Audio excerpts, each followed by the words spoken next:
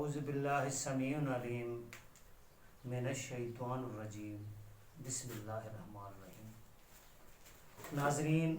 ہم سورہ بقرہ کا ترجمہ تلاوت کر رہے ہیں اور آپ کو پتہ ہے کہ اس کے اندر اللہ تعالیٰ کے احکامات بھی ہیں اور بنی اسرائیل کی کارستانیاں بھی ہیں۔ ان کو جو احکامات دیے گئے تھے ان کے نہ چلنے کی وجہ سے اور جو سزائیں بھی دی تھی اللہ تعالیٰ نے کچھ، اور وہ انہوں نے انکار کی کس طرح کیا ہوا تھا، وہ ساری کارستانیاں کافی ساری اللہ تعالیٰ اس جو ہے سورہ میں ہمیں بتا رہے ہوتے ہیں اور یہ کہہ رہے ہوتے ہیں کہ یہ کارستانیاں آپ نہ کریں۔ اور تو ہم لہٰذا آگے سٹارٹ کر رہے ہیں اور ہم جس آیت پر پہنچے ہیں وہ آیت ہے 272 تک ہم ابھی سٹارٹ کریں گے۔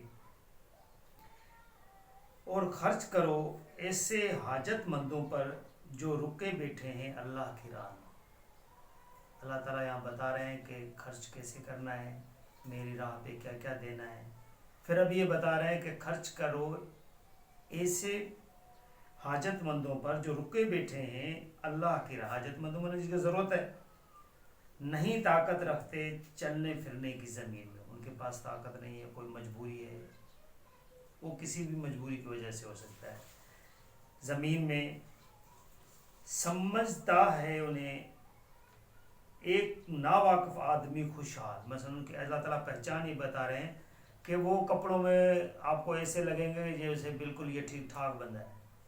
لیکن کوئی بھی مجبوری کی وجہ سے وہ کوئی کام نہیں کر پاتا۔ اللہ تعالیٰ نے وہ مجبوری نہیں بتائی ہے، کچھ بھی مجبوری ہو سکتی ہے، معذوری بھی ہو سکتی ہے، اس کے علاوہ اپنے اس کے گھریلو مجبوری ہوتے ہیں، فائنینشیل مجبوری ہو سکتی ہے، اس کی کوئی بھی مجبوری ہو سکتی ہے۔ لیکن آپ دیکھیں گے اس کو کہ وہ ایسا بندہ ہے کہ وہ آپ کو لگے گا کہ یار یہ تو بڑا خوشحال بندہ ہے، کیونکہ اس کو کپڑے باقی چیزیں ایسی ہوگی کہ یہ جو بالکل ٹپ ٹاپ لگتا پھر رہا ہوگا۔ اللہ تعالیٰ نے اس کی یہ نشانی بتائی ہے کہ آپ کو لگے گا کہ یہ خوشحال بندہ ہے۔ سوال نہ کرنے کی وجہ سے پہچان سکتے ہو تم کو ان کے چہرے سے، لیکن وہ سوال کرنے کا عادی نہیں ہے۔ اللہ تعالیٰ فرما رہے ہیں کہ آپ ان کے چہرے سے ان کو پہچان سکتے ہیں، کیونکہ وہ اس کو پھر وہ جو لازمی ہے کہ اس کے پاس اب کچھ نہیں ہوگا تو اس کی حالت وہ جو ہے وہ تو غمزدہ کی ہوگی اور پریشانی والی حالت رہے گی کہ یار بھی یہ بھی کرنا ہے، یہ بھی کرنا ہے، یہ کیسے کروں میں۔ تو اللہ تعالیٰ نے ایک نشانی بتائی ہے کہ وہ رہے گا تو ٹھیک ٹھاک طریقے سے، لیکن وہ جو حالت ہوگی اس کی پریشانی والی ہوگی۔ آپ اس حالت سے اس کو پہچان سکتے ہو۔ ایسے حاجت مندوں کی آپ مدد کریں، اور وہ ایسے حاجت مند جو ہوتے ہیں نا ان کی کچھ عزت نفس بھی ہوتی ہے۔ اللہ تعالیٰ اس وجہ سے کہہ رہے ہیں کہ ان کو آپ چھپا کر دو، کہ لوگوں کے سامنے اس کو ذلیل مت کرو۔ ویسے بھی اس کو جو اللہ تعالیٰ کہہ رہے ہیں کہ اگر آپ دے رہے ہو تو وہ ٹھیک ہے، اللہ تعالیٰ کے یہاں قبول ہے، لیکن ایسوں کے لیے خصوصی جو ہے نا انسان کو بھی کچھ سوچنا چاہیے کہ جو ایسا بندہ ہے جو لگتا ٹھیک ٹھاک ہے ہر چیز سے اور بس اس کی پریشانی کا ایک عالم ہے، تو اس کو جو ہے نا اگر دینا چاہے بندہ تو اس کو چھپا کر دے تو وہ بہتر ہے اس کے لیے۔ نہیں مانگتے لوگوں سے لپٹ کر، پیچھے پڑ کر۔ مثلا ایسے کہ جس طرح وہ عام پینو فقیر نہیں ہوتے ہیں کہ جب تک اس کو 10 روپے نہ دو تب تک وہ چھوڑے گا نہیں، لیکن وہ کسی سے لپٹ کر نہیں مانگتے۔ بس وہ بس جو بندہ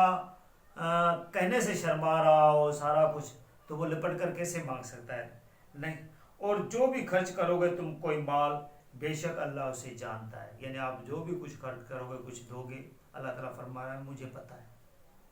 اسی لیے جب دینا اللہ کی راہ میں اللہ کو پتہ ہے تو لوگوں کو کیا دکھانا۔ جو لوگ خرچ کرتے ہیں اپنا مال اللہ کی راہ میں رات کو اور دن کو چھپا کر و اعلانیہ، یعنی رات کو خرچ کرتے ہیں یا دن کو خرچ کرتے ہیں، اعلانیہ مثلا ظاہر ضرور کریں، خرچ کریں یا چھپا کر، ان کا اجر ان کے رب کے پاس ہے۔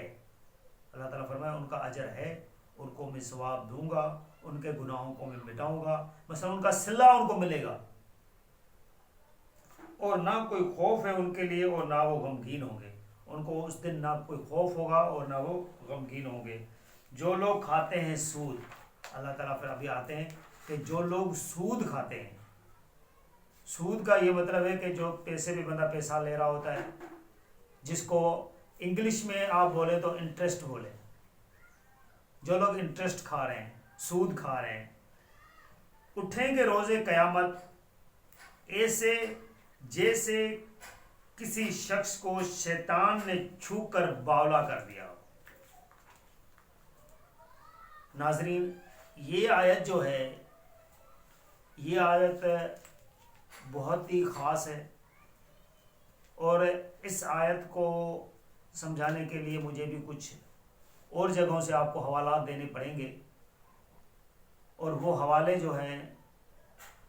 میں انشاءاللہ کوشش کروں گا کہ اسی ویڈیو میں بھی آپ کو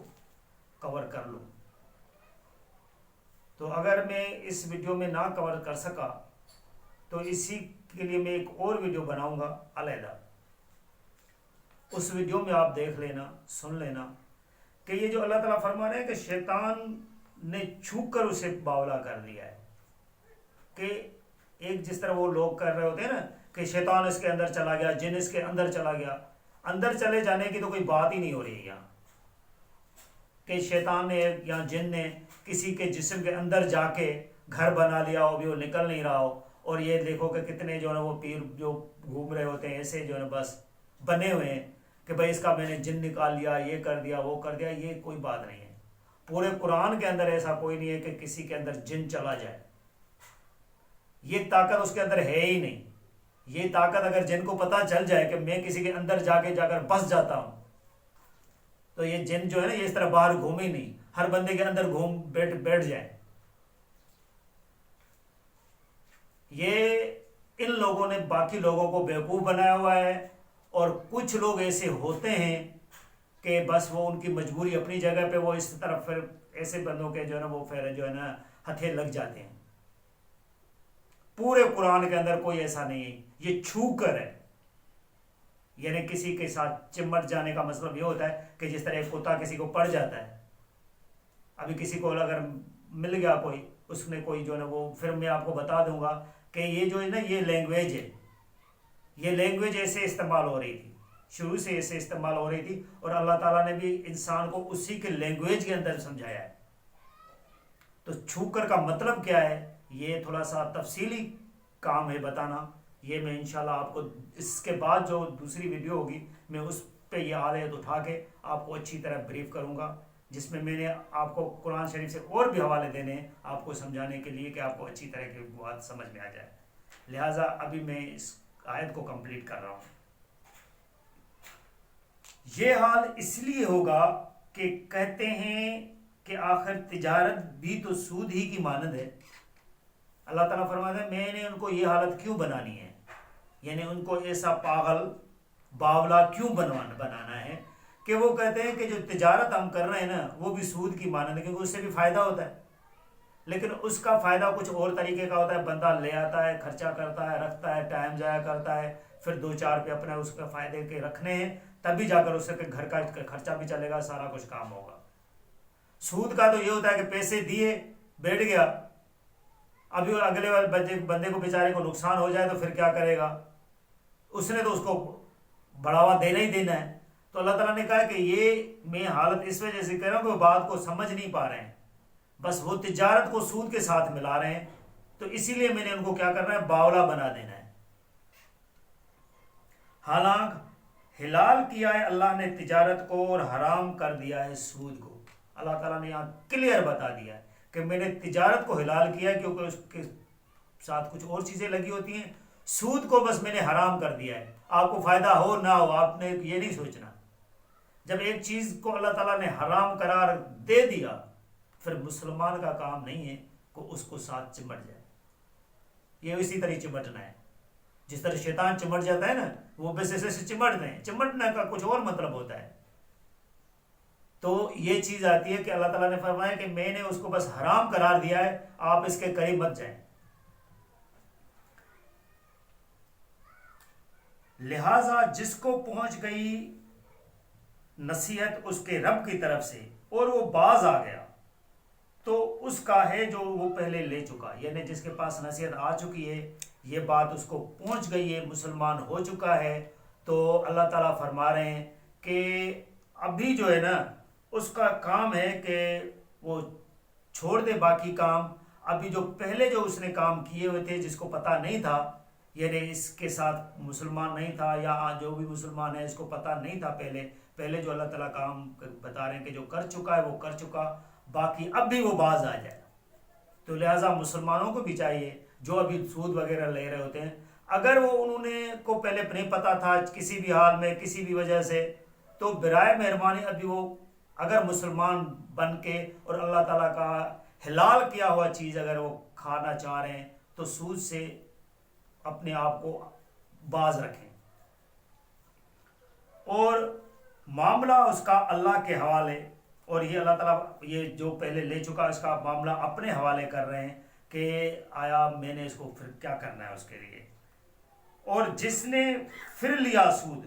تو ایسے ہی لوگ جہنمی ہیں اور اس میں ہمیشہ رہیں گے. پھر اللہ تعالیٰ فرما رہے ہیں کہ اگر میں نے بتا بھی دیا ہے کہ یہ آپ کو حرام ہے، اس کو پتہ بھی ہے لیکن پھر بھی وہ باز نہیں آ رہا اور سود وہ لے رہا ہے، تو ایسے لوگوں کے لیے اللہ نے کیا فرمایا کہ یہ جہنمی ہے اور اس میں ہمیشہ رہیں گے. دیکھیں یہ قرآن ہے. کچھ لوگ حوالے دیتے ہیں کہ بھائی جو ہے نا اللہ تعالیٰ جس کو چاہے معاف کر سکتا ہے، بالکل کر سکتا ہے، لیکن یہ قرآن حتمی ہے،